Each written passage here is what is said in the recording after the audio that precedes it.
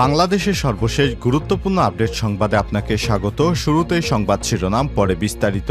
শুরুতেই জানিয়ে দিব, ফারাক্কার গেট খুলেছে ভারত। রাজবাড়ী পদ্মার পানির যে তথ্য দিল পাওবো। ফারাক্কা বেড়েছে, সব গেট খুলে দেওয়ার প্রভাব এখন পর্যন্ত পড়েনি রাজবাড়ীর পদ্মা নদীতে। রাজবাড়ীর 4টি উপজেলা পদ্মা নদীর তীরে অবস্থিত। এখন 3টি পয়েন্টে পানির পরিমাপ করেছে পানি উন্নয়ন বোর্ড। পানি উন্নয়ন বোর্ড রাজবাড়ীর তথ্য থেকে জানা যায়, গত 15 ঘন্টায় জেলার 3টি গেজের স্টেশন পয়েন্টে পদ্মা নদীর পানি বাড়েনি, বরং কমেছে। এরপর জানিয়ে দিব, সীমান্তে যুবলীগ কর্মী কিলার অনিক আটক। ঝিনাইদহের মহেশপুরে সীমান্ত থেকে তারেক আহমেদ অনিক ওরফে কিলার অনিক নামের এক যুবককে আটক করেছে মহেশপুর 58 বিজিবি। এবারে জানাবো আইএমইডির প্রতিবেদন, গত 4 বছরে 1600 প্রকল্পের মেয়াদ বৃদ্ধি। শেখ হাসিনা সরকার বিগত যে প্রকল্পগুলো করেছে সেগুলোর মেয়াদ বৃদ্ধি করে বারবার নতুন করে বাজেট বৃদ্ধি করেছে, যাতে করে বিদেশে টাকা পাচার করতে সুবিধা হয়।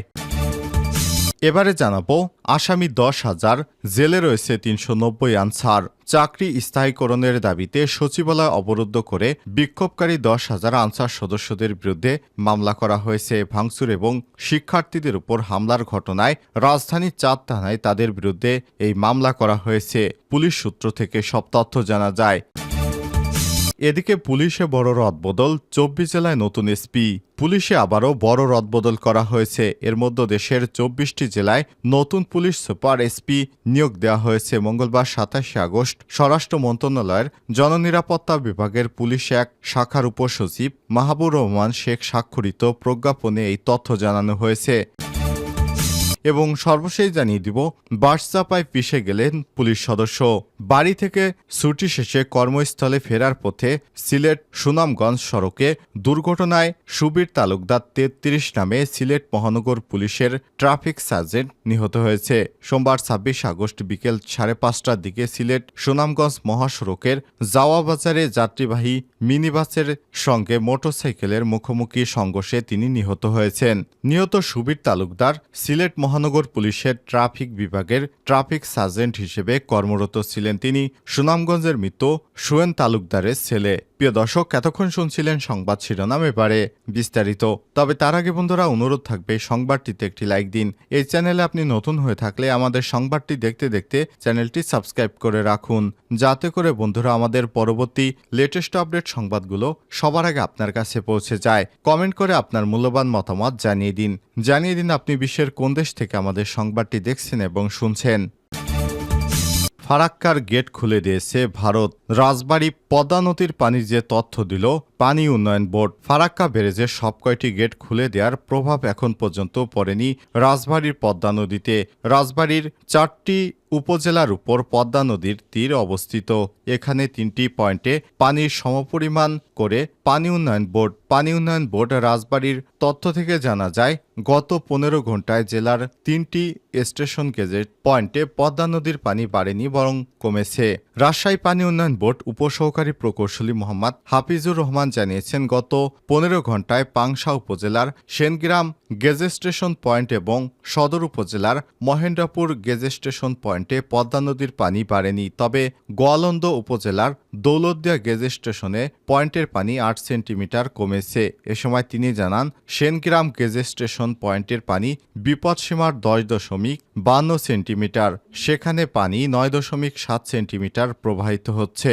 মহেন্দ্রপুর গেজ স্টেশনে পয়েন্টের পানির বিপদসীমা 9.75 সেন্টিমিটার, সেখানে পানি 8.11 সেন্টিমিটার প্রবাহিত হচ্ছে। আর দৌলতদিয়া গেজ স্টেশনে পয়েন্টে পানির বিপদসীমা 8.20 সেন্টিমিটার, সেখানে পানি 6.90 সেন্টিমিটারে প্রবাহিত হচ্ছে। অর্থাৎ জেলার 3টি গেজ স্টেশন পয়েন্টেই পদ্মার পানির বিপদসীমার নিচ দিয়ে প্রবাহিত হচ্ছে। সুতরাং আপাতত আশঙ্কা হওয়ার কিছু নেই। মোহাম্মদ হাফিজুর রহমান আরও জানান, ফারাক্কা ব্যারেজের পানি রাজবাড়ীর পদ্মা নদীতে আসতে 2 থেকে 3 দিন সময় লাগতে পারে। তবে পানি খুব বেশি বাড়ার আশঙ্কা নেই। পানি বাড়লে রাজবাড়ী সদর উপজেলার বরাট, মিজানপুর, খানগঞ্জ এবং কালুখালীর রতনদিয়া, কালিকাপুর, পাংশার, বাহাদুরপুর, হাবাসপুর এবং গোয়ালন্দের বিভিন্ন এলাকায় পানি একটু বৃদ্ধি পেতে পারে। তারা বলেন, এই মুহূর্তে পানি নিয়ে কোনো আশঙ্কা করার অবকাশ নেই, কারণ পানি বেড়িবাঁধ পার হতে গেলে নদীতে অন্তত 17 ফিট পানি বাড়তে হবে। এত পরিমাণ পানি বাড়ার কোনো আশঙ্কা নেই, তাই জেলাবাসীকে আতঙ্কিত না হয়ে সতর্ক থাকার পরামর্শ দেন পাউবোর কর্মকর্তা।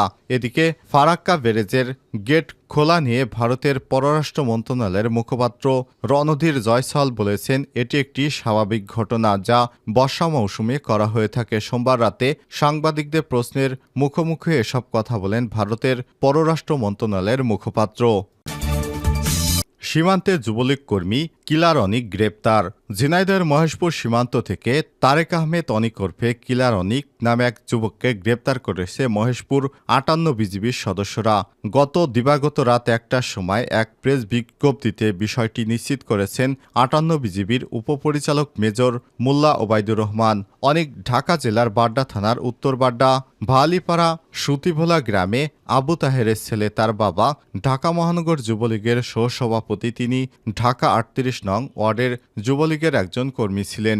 58 বিজিবির পরিচালক মেজর মোহাম্মদ ওবায়দুর রহমান জানিয়েছেন, সোমবার 26 আগস্ট ভোর রাতে উপজেলার সীমান্ত এলাকা থেকে তাকে গ্রেপ্তার করা হয়। গত 4 বছরে 16 প্রকল্পের মেয়াদ বৃদ্ধি করেছে শেখ হাসিনা। দেশের আর্থসামাজিক এবং অবকাঠামো উন্নয়নের প্রতি বছর নতুন নতুন প্রকল্প নিচ্ছে সরকার, কিন্তু বার্ষিক উন্নয়ন কর্মসূচি এডিপির আওতায় নেওয়া এসব প্রকল্পের বেশিরভাগই সঠিক সময়ে শেষ হয়নি। নির্ধারিত সময়ে প্রকল্পের কাজ শেষ করতে না পারায় পাল্লা দিয়ে বাড়ছে মেয়াদ বৃদ্ধির প্রস্তাবেরই ধারাবাহিকতায় গত 4 বছরে বিভিন্ন মন্ত্রণালয় এবং বিভাগের প্রায় 1600 উন্নয়ন প্রকল্পের মেয়াদ বাড়ানো হয়েছে। বারবার মেয়াদ বাড়ানোর কারণে প্রকল্পের উদ্দেশ্য যেমন ব্যাহত হচ্ছে, তেমনি একই সঙ্গে বহুগুণ বেড়েছে প্রকল্প বাস্তবায়নের খরচ। প্রকল্প গ্রহণ এবং পরিচালনায় দূরদর্শিতার অভাবে ক্ষতিগ্রস্ত হচ্ছে দেশের সার্বিক অর্থনৈতিক কর্মকাণ্ড। বার্ষিক উন্নয়ন কর্মসূচির এই দুর্বলতার কারণে লক্ষ্যমাত্রা পূরণও ব্যাহত হচ্ছে। এতে সামষ্টিক অর্থনীতি বহুমুখী চ্যালেঞ্জের মুখে পড়েছে। আসামি 10,000, জেলে 390 আনসার। চাকরি স্থায়ীকরণের দাবিতে সচিবালয় অবরুদ্ধ করে বিক্ষোভকারীরা 10,000 আনসার সদস্যদের বিরুদ্ধে মামলা করা হয়েছে। ভাঙচুর এবং শিক্ষার্থীদের ওপর হামলার ঘটনায় রাজধানীর 4 থানায় তাদের বিরুদ্ধে এই মামলা দায়ের করা হয়েছে। পুলিশ সূত্র থেকে সব তথ্য জানা গেছে। এসব মামলায় গ্রেপ্তার 390 আনসার সদস্যকে কারাগারে পাঠানোর আদেশ দিয়েছে আদালত।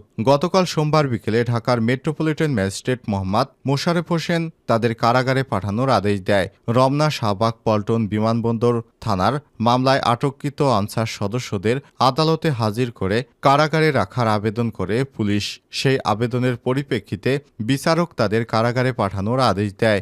আদালতের সাধারণ নিবন্ধন শাখা সূত্র থেকে জানা গেছে, গ্রেপ্তারকৃতদের মধ্যে শাহবাগ থানার মামলায় 189 জন, রমনা থানার মামলায় 98 জন, পল্টন থানার মামলায় 95 জন এবং বিমানবন্দর থানার মামলায় 6 জন আনসার সদস্য রয়েছে। এদিকে শিক্ষার্থীদের সঙ্গে সংঘর্ষে জড়ানোর ঘটনায় গতকাল রাজধানীর 4টি থানায় 10,000 আনসার সদস্যের বিরুদ্ধে মামলা করা হয়েছে।